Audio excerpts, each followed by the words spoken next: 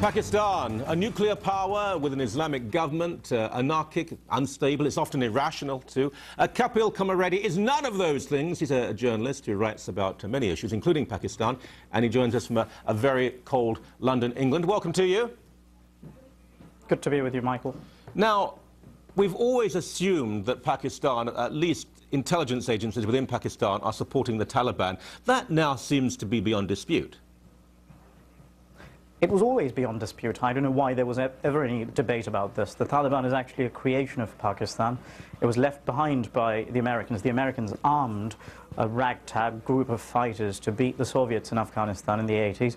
And then when they left, Pakistan, rather than dismantling them, used them to colonize Afghanistan. So I don't know where this debate actually emanates from, but the Taliban is really a creation of Pakistan's ISI.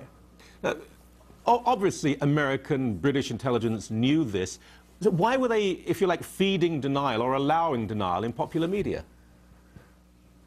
It's because they needed Pakistan's cooperation to get to these people, because Pakistan really had the Rolodex. It had all the contacts of who the Taliban's top leadership is, and they needed to, in order to get to the Taliban, they needed Pakistan's cooperation. But Pakistan really played a double game. In a way, America was aligning itself with a power that was simultaneously a guardian and a sponsor of the Taliban. In a way, America was sponsoring the slaughter of its own citizens, of its own troops in Afghanistan. Extraordinary. Now, let's just briefly, the history of this country, of Pakistan, because frankly, I don't believe that the South Asia should have been divided in such a way in the first place, but that's another argument. But we look at Jinnah, a sophisticated man, you know, he liked his whiskey, he wasn't a theocrat, he believed in a Muslim Pakistan, but welcoming other groups. There was a time when Jewish people, for example, were revered in Pakistan and so on. There wasn't much persecution of Christians. It's all changed now. Is this a viable state? Can it exist in the long term? It will exist because its failure will cost us so much that people will have to work to ensure that it exists. And you talk about Pakistan's history. Pakistan was, as you obviously know, it was created in 1947 as a homeland for India's Muslims, on the premise that in Pakistan no Muslim would be killed for being a Muslim. But it's now ended up as a state where Muslims are not killed.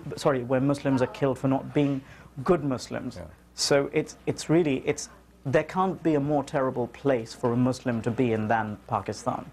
It's extraordinary, isn't it? I mean, and you're quite right, it's the epicenter of honor killings, for example. Even Muslims who... Yes, Sorry, go on. Yeah, if you're a Muslim, or if you happen not to belong to the majority Sunni community, you really are a non-entity in Pakistan. If you happen to be an Ahmadi, you are constitutionally barred from calling yourself a Muslim. And in order to get a passport in Pakistan, not only must you affirm your faith in Islam, you must actually denounce the Ahmadis as non-Muslim heretics. Quite incredible, quite incredible. Now, the juxtaposition with India, of course, is all the more poignant because India is one of the great economic success story of the past 20 years since it embraced the market. Pakistanis aren't fools. Surely that they can see this, they can see the Western world expanding, that they must wonder why, even with nuclear weapons, that they're this pariah, this failure. In fact, it's the opposite. The more India grows, the more India attains the superstardom, Pakistan's resentments grow with it. And its relevance, it is relevant so long as it attaches itself to India as a parasite. The moment it leaves India behind, no one cares about Pakistan. Is there a single thing that Pakistan produces that we are in awe of? No, there's nothing. Is there something Pakistan has that induces jealousy in us? Nothing. It's really a failed state, and we only look to it because it's a problem. Right. It just wants our attention. Okay. I'm not going to mention cricket at this point. It's too sort of an inside story for Canadian audiences, but a slight bit of envy there. But how does the Arab world and the greater Islamic world look at Pakistan? Are they firmly allied, or do they use it just as a convenient place to attack the West? Well, for Saudi Arabia, Pakistan is really a provider of, in the future, if Iran were to acquire a nuclear weapon, Saudi Arabia will almost certainly buy itself a nuclear weapon from Pakistan off the shelf. And Pakistan tried in the past to sell nuclear technology to countries ranging from Syria to Iraq and to Libya.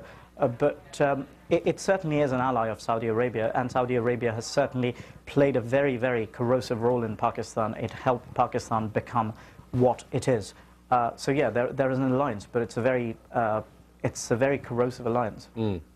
Economically, can it in any way, is there any potential for Pakistan becoming economically viable?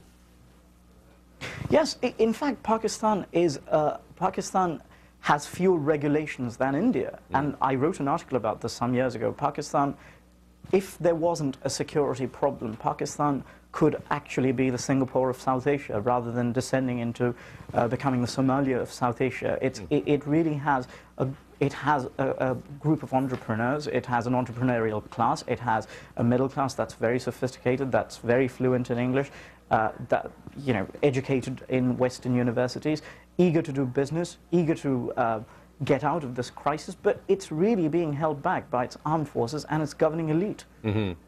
There was a time, this is where I become particularly pessimistic, the intellectual class in Pakistan was large. The extremists were in the minority. That seems, though, I really believe that seems to be reversed now, that the shrinking of the middle class, of the intellectual class, of the class reaching out to the West, if that carries on, there can only be disaster. Well, the intellectual class of Pakistan, rather than opposing what was happening at home, chose to take up very convenient causes, such as, you know, talking against Zionism in Israel. It became very internationalist, talking about racism in America, rather than looking at Pakistan's own destruction at the hands of its governing elite. So the intellectual class really seceded from its duty in Pakistan. There is a lively press in Pakistan, there is a lively class of intellectuals in Pakistan, but I don't think they can ever redeem the idea of Pakistan as imagined by its founding father. Yeah, I tend to agree with you. Fascinating stuff. Thank you so much. Really appreciate it. Thank you so much, Michael. Good to be with you.